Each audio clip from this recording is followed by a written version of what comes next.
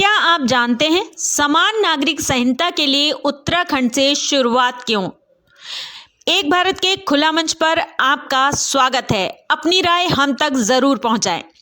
भारत विविधतापूर्ण देश है जहां रहने वाले तमाम पंथों के लोगों के लिए अलग अलग नियम हैं, लेकिन समान नागरिक संहिता में देश के प्रत्येक नागरिक के लिए एक समान कानून की बात कही जा रही है, चाहे वह किसी भी धर्म या जाति का क्यों ना हो। विशेषज्ञों के मुताबिक समान नागरिक संहिता में शादी, तलाक तथा जमीन जायदाद के बंटवारे आदि में सभी देशवासियों के लिए एक ही कानून लागू होगा।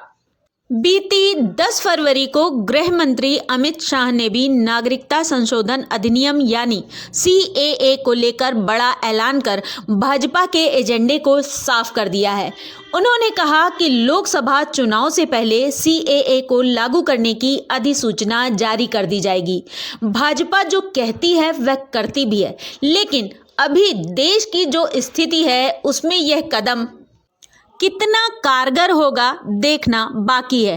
हालांकि यह भी सत्य है कि कथित रूप से समाज का ताना बाना मजबूत बनाने के लिए भाजपा सरकार के नेतृत्व में उत्तराखंड में समान नागरिक संहिता UCC लागू हो गया है।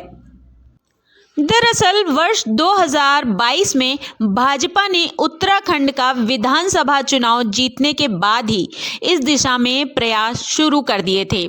सुप्रीम कोर्ट के रिटायर्ड जज जस्टिस रंजना प्रकाश देसाई की अध्यक्षता में एक पैनल का गठन किया गया था। इसी पैनल ने राज्य सरकार को 479 पन्नों की एक ड्राफ्ट रिपोर्ट पेश की थी। क्योंकि देश में इस विधेयक को लागू करने के मुद्दे पर मुस्लिम वर्ग सबसे ज्यादा नाराज दिख रहा है, ऐसे में उत्तराखंड में इसका पारित होना भाजपा के लिए एक बड़ी उपलब्धि कही जा सकती है। असल में देवभूमि कहे जाने वाले उत्तराखंड में मुसलमानों की आबादी ज्यादा नहीं है। ऐसे में ये विधेयक यहाँ लागू करना भाजपा के लिए अपेक्षाकृत आसान रहा है। पुरातन काल से देवभूमि उत्तराखंड में 4 धाम हैं और मोटे तौर पर इस राज्य को हिंदू राज्य कहा जाता है। हिंदू संस्कृति के इस गढ़ में विरोध की कम गुंजाइश को देखते हुए 6 फरवरी को विधानसभा सत्र के दौरान सदन के पटल पर समान नागरिक संहिता उत्तराखंड विधेयक 2022 को रखा गया और अगले दिन 7 फरवरी को यह लागू हो गया। इस संबंध में जानकारों का स्पष्ट मानना है कि UCC के प्रावधानों में सभी तरह के वैध और अवैध रिश्तों पर स्पष्टता प्रदान की गई है। उनका दावा है कि इस कानून से महिलाओं और बेटियों को समानता का अधिकार मिलेगा। वे संपत्ति और उत्तराधिकार में बराबर की हिस्सेदार होंगी। हालांकि यह भी साफ कर दिया गया है कि अनुसूचित जनजाति वर्ग पर यह समान नागरिक संहिता लागू नहीं होगी।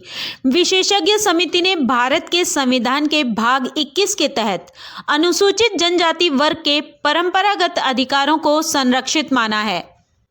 यह भी जान लें कि समान नागरिक संहिता UCC के बिल में किसी धर्म विशेष का जिक्र तो नहीं है, लेकिन कई नियमों के बदलाव में रूढ़िवादी परंपरा और प्रथा को खत्म करने को आधार बनाया गया है। इद्दत हलाला को भी प्रत्यक्ष तौर पर कहीं नहीं लिखा गया है। हालांकि एक विवाह के बाद दूसरे विवाह को पूरी तरह से अवैध करार दिया गया है। कुल मिलाकर महिलाओं के अधिकार पर फोकस किया गया है। इससे स्पष्ट है कि मुस्लिम महिलाओं को इसका बेहतर फायदा मिलेगा। दरअसल UCC बिल में महिला के दोबारा विवाह करने पर शर्तों को प्रतिबंधित किया गया है, चाहे वह तलाक लिए हुए उसी पुराने व्यक्ति से विवाह करना हो या किसी दूसरे व्यक्ति से। संबंधित व्यक्ति को कानून का ध्यान रखना होगा। बिल में माना गया है कि इससे पति की मृत्यु पर होने वाली इद्दत और निकाह टूटने के बाद दोबारा उसी व्यक्ति से निकाह से पहले हलाला यानी अन्य व्यक्ति से निकाह व तलाक का खात्मा होगा। UCC में हलाला का प्रकरण सामने आने पर 3 साल की सजा और 1 लाख रुपए जुर्माने का प्रावधान किया गया है। गृह मंत्री अमित शाह आश्वस्त हैं कि 2024 के चुनाव में भाजपा बहुमत से जीतकर हैट्रिक बनाएगी। प्रधानमंत्री मोदी की तरह उन्होंने भी भाजपा को 370 सीटें मिलने की बात कही है। भाजपा बोले तो भरोसा भारत का। भाजपा बोले तो भरोसा भारत का। अब आप इद्दत के बारे में जान लें। इस्लाम में इद्दत को एक तरह से प्रतीक्षा काल कहा जाता है। किसी महिला के तलाक या उसके पति की मृत्यु के बाद की यह वह अवधि है जिसका पालन करना उसके लिए अनिवार्य होता है। इस अवधि के दौरान वह किसी अन्य पुरुष से शादी नहीं कर सकती है।